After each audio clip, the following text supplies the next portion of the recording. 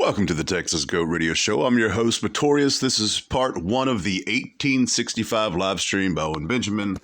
I don't remember exactly what he titled this one. Something about the bike saga continues and a sync for the ages.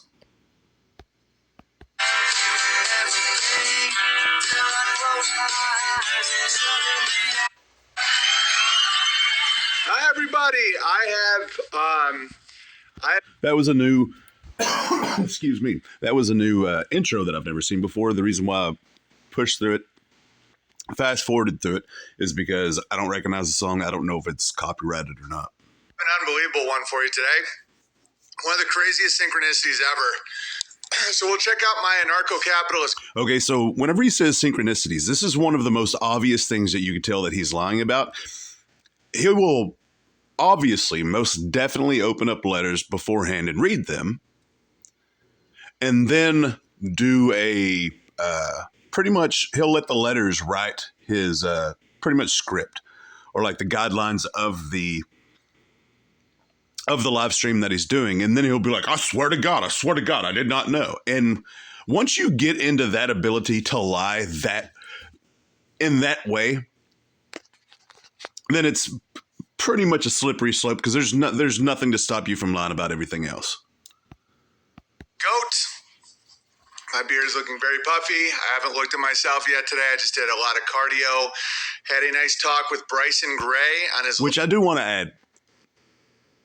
One of the ways that people like Owen justify doing that, lying so blatantly, is because the majority of the time it happens during the production of a show. They lie in order to get it's like watching a movie and it says based on true events, based on reality, whatever, based on true events. And it's not. It's like the Blair Witch Project. Did they lie? Yeah. Was it done for artistic expression? Yes. And so that's one of the reasons why they justify it. Is it wrong? Whatever. I mean, whenever you do it in the way that Owen Benjamin does it on such a personal level, in order to just manipulate and I don't know. I do think that there's a difference between what Owen Benjamin does and an art project like the Blair Witch Project. Live after we did a lot of shit talking.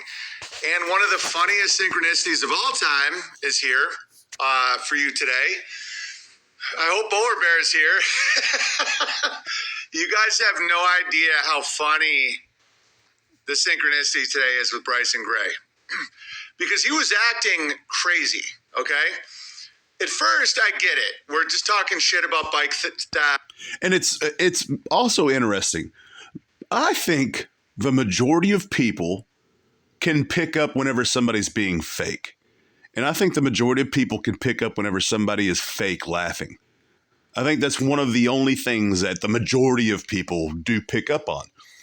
And it's because it's probably one of the most obvious, ridiculously obvious, manipulative things that people can do for no reason. If it's not funny, don't laugh. But he does that a lot. And if you call him the most honest podcaster and the most vulnerable, well, then why does he fake laugh like that all of the time? For being funny, comedic, he started getting weird. And I'm like, listen, motherfucker, I'm coming hard at you. We did a live today, and the reason he was acting crazy is so unbelievably funny that it's almost mind-blowing. Okay? I'm used to it. Coddington's used to it. He even said, he's like, I'm so used to these synchronicities now, I just roll with it. That's what I do too. I'm just like, the more you don't overthink it and the more you're just like, oh, God, right? Bryson was laughing so hard. Oh, dude. And his behavior was completely justified based. And he's reading comments and he said, it's such a strange thing.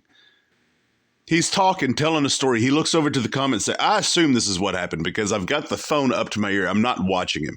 So I assume he's talking. He looks over to the comment section and he says, oh, somebody's laughing so hard. That is so awkward to do in the middle of you talking. I can understand if you're having a conversation with your audience or whatnot, but to stop what you're talking about and just read a generic, non-specific comment of somebody laughing. Why? To prove that you're hilarious? To prove that the situation's hilarious? On his perception. Okay, and there's no way. I mean, okay, and guess what today's date is? The 24th. And that comes into play in a second. Today is the 24th. No, don't forget that. Today is January 24th. All right? Bro, you guys crunk out of control. Yeah, because at first we're like kind of talking some shit. We're being a little racial. We're figuring out the pecking order, but we're having some laughs because I'm like talking about stealing the bikes. He's like, yeah, well, do you watch child porn? Because that's what whites do or whatever. I'm like, he's like, only 4%. He's like, only 4% of child porn cases are black. I'm like, yeah, but you guys don't have computers. And he laughed. And I'm like, okay, so he's not crazy. He has a sense of humor. And then, guys, I don't want to open with it because people are still filing in, and I don't want anyone to miss this because it's like years in the making. The Bryce interview was hilarious from start to finish, bro. It's like it's that black white meme. I don't even. Off the top of my head, I have no idea who he's talking about. Bryce something. I've gathered that it's a black dude. But I have no idea who he's talking about. Of like the two arms by the end, and I was off the top of my head, I have no idea. If I see a picture of him or in another context, but yeah, doing cardio the whole time, and I'm telling him, I'm like, listen, you guys will say that I did a land scam, which is complete nonsense. You guys will say that he 100% did a land scam. It's not nonsense whatsoever. It is one of the most ridiculous aspects of the entire Owen Benjamin saga is the land scam. During a worldwide catastrophe, he quite literally painted the picture that he was going to be the savior of people, saying, give me money and you'll have a place to go. And then that never happened. Continuously saying, I will never give you your money. Or well, he said, at first he said, I will not, if this doesn't come to fruition, I won't keep your money, I promise. You can go to my YouTube channel and there's like a 30-second clip of him saying that. You can go, I'm pretty sure that there's a link for the Milker Nation video, the original video. It is the most obvious scam that I've ever seen, quite literally. The most obvious scam. And just the 10-hour documentary, there's so many problematic things that he says and does. But that for sure is a real thing, a real true thing is the land scam. The land scam of 2020, I do believe. I'm a gay Jew or schizo or whatever. I'm like, all bullshit. The one thing you guys have on me is I get fat because I put other people first and I have an issue with cookies. Because I put other people first and I have an issue with cookies. That is Owen Benjamin telling you that he is without sin. Because he's saying his biggest problem is that he has two of his biggest problems is that he puts everybody first, he puts other people first, and he has an issue with cookies.